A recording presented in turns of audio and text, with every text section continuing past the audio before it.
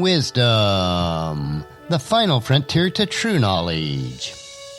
Welcome to Wisdom Trek, where our mission is to create a legacy of wisdom, to seek out discernment and insights, to boldly grow where few have chosen to grow before.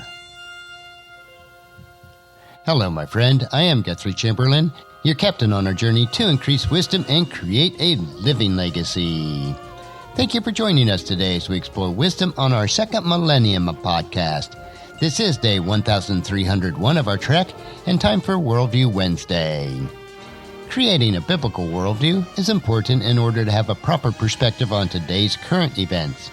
To establish a biblical worldview, it is required that we also have a proper understanding of God and His Word. Our focus for the next several months on Worldview Wednesday is mastering the Bible through a series of brief insights. These insights are extracted from a book by the same title from one of today's most prominent Hebrew scholars, Dr. Micheal S. Heiser. This book is a collection of insights designed to help you to understand the Bible better. When we let the Bible be what it is, we can understand it as the original readers did and as the original writers intended. Each week we'll explore 2 additional insights. So today we're going to look at mastering the Bible and discuss holy ground and sacrifices. So insight number 29. Biblical writers took the concept of holy ground very seriously. To the ancient Israelite, the world was a perilous place. Not only did most people live a subsistent lifestyle, where daily bread was a literal concern, but they were also surrounded by hostile supernatural forces. God's choice of Israel was a blessing, but it came on the heels of a terrible judgment at the Tower of Babel, where all the other nations were allotted to the dominion of lesser gods, as we looked at in Deuteronomy chapter 32, verses 8 and 9. And you can find this in a previous week's episode. At that point, Israel was alone against the world. This worldview operated in tandem with an idea fundamental to biblical theology, the holiness of God. Last week we discussed how if something was set aside for God, it was considered holy. Therefore, the things associated with Him were holy or had to be made holy. Wherever the presence of God was found, the place was, by definition, holy ground. The most obvious example is the territory encompassed by the tabernacle and, later, the temple. Only priests, people who had to be made holy, that is, set apart or sanctified by ritual acts, were allowed on that holy ground. The concept was actually broader, though. While the Israelites journeyed to the Promised Land, holy ground was also equated with the entire camp of Israel, since the ark was located within the Holy of Holies, which was at the center of the camp. And this can be found in Numbers chapter 2 and 3. That is why, in the Day of Atonement ceremony, the goat that bore the sins of the nation was driven out of the camp, Leviticus chapter 16. Sin had no place on the holy ground. Once the Israelites settled in the Promised Land, God's domain, the entire land was considered holy ground. Everywhere outside of Israel was unholy. Some odd episodes in the Old Testament are understandable only in light of this worldview. In 2 Kings chapter 5, we read a story about Naaman, the Syrian captain who had leprosy. Once miraculously healed, Naaman asked the prophet Elisha if he could load his mule with dirt and take it home with him. This request seems ridiculous, but it isn't. Naaman recognized that the Yahweh of Israel was the true God, so Naaman wanted to take some holy ground back with him to Syria, which was ruled by another god, Rimmon. This is found in 2 Kings chapter 5, verses 15 through 18. Let me read this to you. Then Naaman and his entire party went back to find the man of God. They stood before him, and Naaman said, "Now I know that there is no other God in all the world except in Israel. So please accept this gift from your servant." But Elisha replied, "As surely as the Lord lives, whom I serve, I will not accept any gifts." And though Naaman urged him to take the gift, Elisha refused. Then Naaman said, "But please allow me to load 2 of my mules with earth from this place. I will take it back home with me. From now on, I will never again offer burnt offerings or sacrifices to any other god except the Lord. However, may the Lord pardon me in this one thing. When my master the king goes to the temple of the god of Rimmon to worship there and leans on my arm, may the Lord pardon me when I bow too." Similarly, when David was driven out of the Israelite territory, he complains that he had been told to worship other gods, 2 Samuel chapter 26. We might wonder why David would care. Didn't he realize he could worship God everywhere? Well, he actually didn't. The tabernacle and the priesthood were in Israel, which was holy ground, and David at that time was not. This conceptual framework is significant in New Testament theology. The presence of God no longer lives in the temple or any one place. Instead, the presence dwells within each believer. We are the temple of God, individually and corporately. We are holy ground, and we ought to take this concept as seriously as the biblical people did in the Old Testament. Let's move on to the next insight, insight number 30.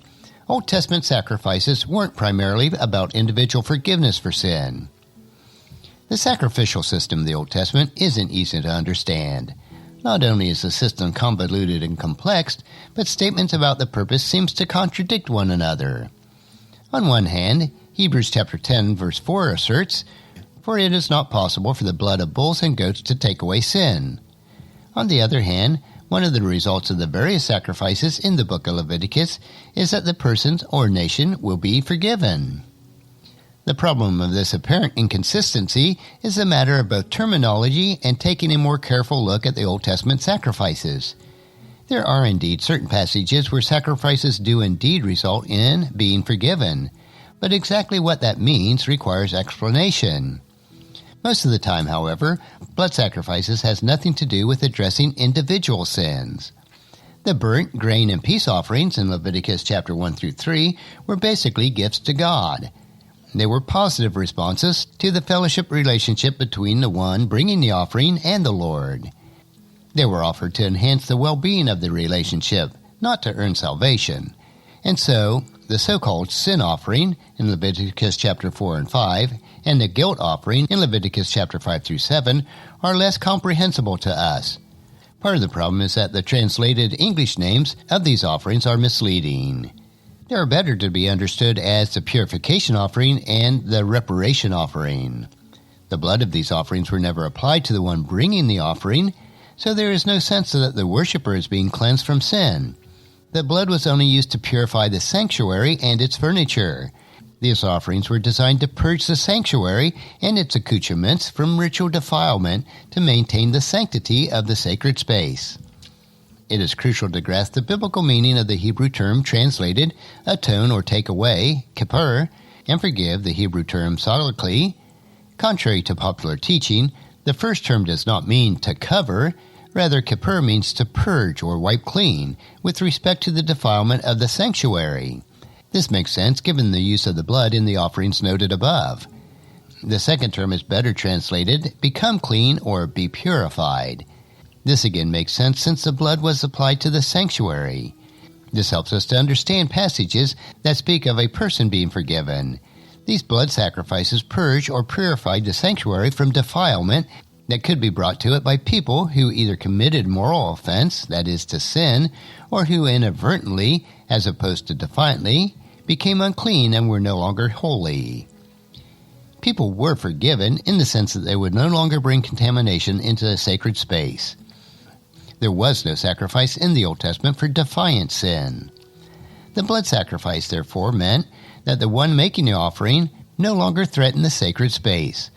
While the contaminating effect of inadvertent sin was dealt with, sacrifices didn't offer the same permanent forgiveness and removal of sin that Jesus does. And that will conclude our lesson for this week on another 2 insights from Dr. Heiser's book, Mastering the Bible. Next Worldview Wednesday, we will continue with 2 additional insights. I believe that you'll find each Worldview Wednesday an interesting topic to consider as we build our biblical worldview. Tomorrow we will continue with our 3-minute humor nugget that will provide you with a bit of cheer that will help you to lighten up and live a rich and satisfying life. So encourage your friends and family to join us and to come along with us tomorrow for another day of Wisdom Trek, Creating a Legacy. If you'd like to listen to any of the past 1,300 treks or read the Wisdom Journals, they are all available at wisdom-trek.com. And I encourage you to subscribe to Wisdom Trek on your favorite podcast player so that each day's trek will be downloaded to you automatically. And thank you so much for allowing me to be your guide, your mentor, but most importantly, I am your friend as I serve you through the Wisdom Trek podcast and journal each day. And as we take this trek of life together, let us always live abundantly, love unconditionally, listen intentionally, learn continuously, lend to others generously, lead with integrity, and then leave a living legacy each day. I am Guthrie Chamberlain, reminding you to keep moving forward, enjoy your journey, and then create a great day every day. See you tomorrow.